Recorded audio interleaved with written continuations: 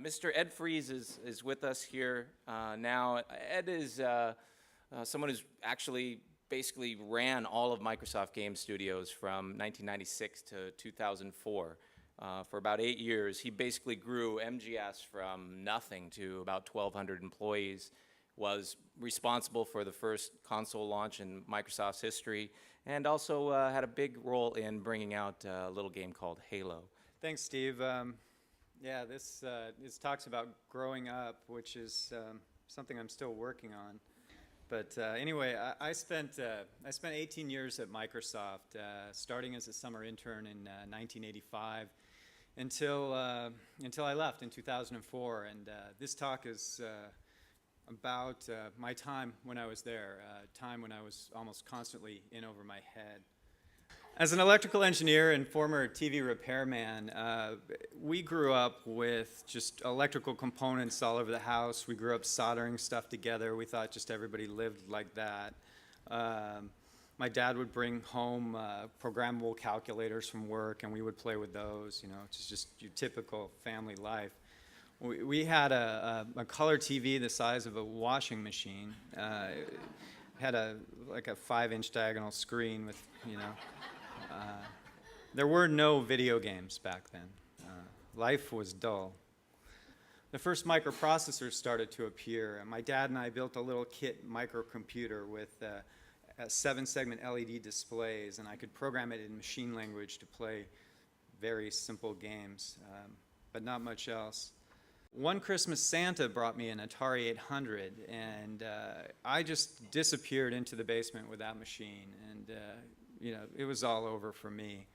Not only were there dozens of video games for that machine, but I could write my own, you know, first in BASIC, and then when that was too slow, in assembly language.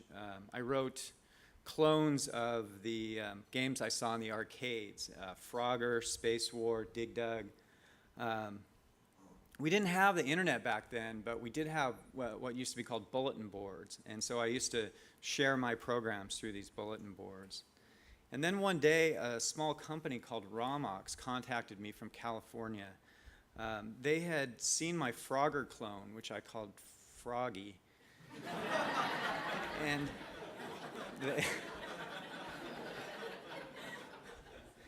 And somehow they tracked it back to me. The only thing on the game was my name, Eddie Fries. And somehow they found the right Eddie Fries in the country. But anyway, so they came in, they had like a publishing contract, and they wanted to sign up this high school kid to write some games for them, which was pretty exciting.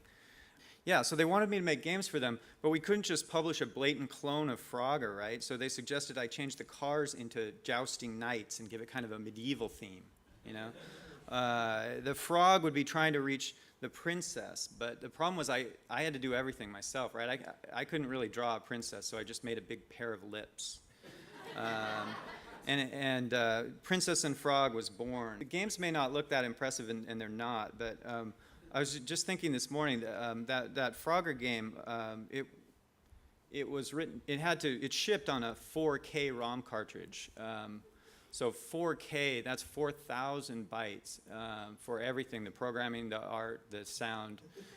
4,000 bytes in modern terms, that's 30 Twitter messages, or that's actually less memory than it takes to display one icon on an iPhone, for example. You know, it was tricky programming. I was studying to get my computer science degree. I was going to be a real programmer, right? I thought I had left the video game business forever. I was working as a system administrator on the school's VAX 750, and in the summer, I looked for work back in my hometown of Bellevue, Washington. Between my sophomore and junior year, I got a job working for a little software company called Starcom, and I worked on this program, Files and Folders. But everywhere I interviewed that summer, people said, you know, you really should be interviewing with Microsoft. And I hadn't even thought about that. They were like the company that made BASIC or something. So the next summer, when I sent out my resumes, I sent one to Microsoft as well. And they flew me in and put me through this just grueling 8-hour interview that they're kind of famous for now. And it should have been my first clue that This company was different than the ones I'd worked for before. They put me in charge of the DOS computer-based training system. So basically, every program that they shipped had a tutorial that taught you how to use it. And they thought it was a good idea to put an intern in charge of something that shipped with every product. Anyway, I managed to not screw that up. And it was actually a fun job. All my clients were the artists and the writers who were just down the hall building these tutorials. So anyway, the next year I graduated from college and was offered a job to join Microsoft full-time. And they put me to work on Excel. That was just about the coolest thing that you could work on at the company. See, Microsoft wasn't the biggest computer company back then, biggest microcomputer company back then. Lotus 123. Their Lotus 123 product was pretty much a required purchase for any serious PC user. And it was the job of 6 other programmers and me to build a spreadsheet to beat them. Over the next 5 years, we grew the group from 7 people to over 50. Ultimately, I took over Mark's job and became the lead programmer for Excel. We released 7 award-winning versions of Excel. We battled Lotus 123. And kind of against all odds, we beat them. Now, with that experience, I was given the opportunity to go over and run the Word team as the development manager and to attempt to duplicate the success that we had had in spreadsheets by taking on the leading word processor, WordPerfect. So anyway, I agreed to go join Word as the development manager. My old boss, Chris Peters, he had gone over there before me, and basically what happened is he had a fight with the development manager who was there at the time. The development manager who was there at the time was building 2 versions of Word. He had all his stars working on this new version where he was writing Word again from scratch. And then he had a bunch of other people working on just maintaining the old version until the new one came out. And Chris thought this was dumb, canceled the new version, said we're going to take the existing one and just keep making it better, which was basically the kind of philosophy we had on Excel. The dev manager quit. He suckers me into coming over and taking the job, right? So I go from, biggest group I'd managed at that time was 8 people, and I go over and I'm managing a 60-person development team. And at first it was terrible, you know. I mean, I was new to the job, and there were people were in my office every day complaining about each other and threatening to quit. I tried to have a group meeting like we used to do in Excel, and everybody just stared at me.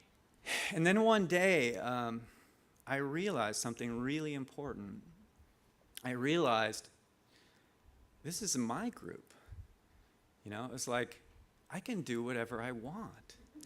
It's kind of hard to explain, but it was like this really freeing thought. You know, I realized that if your job isn't fun, you're not doing it right. You know, and then I came back to work the next day, and I said, we're going to make a new version of Word, we're going to beat WordPerfect with it, and we're going to have a lot of fun doing it. You know, our motto is going to be one word, and either you're on for that plan, either you want to be with it, or you should leave. You know, and a bunch of people did leave, and that was okay. That was actually great. You know, people left, and the people who stayed, they were on board for what we were going to do. We're going to build a new version of Word, and we're going to beat WordPerfect.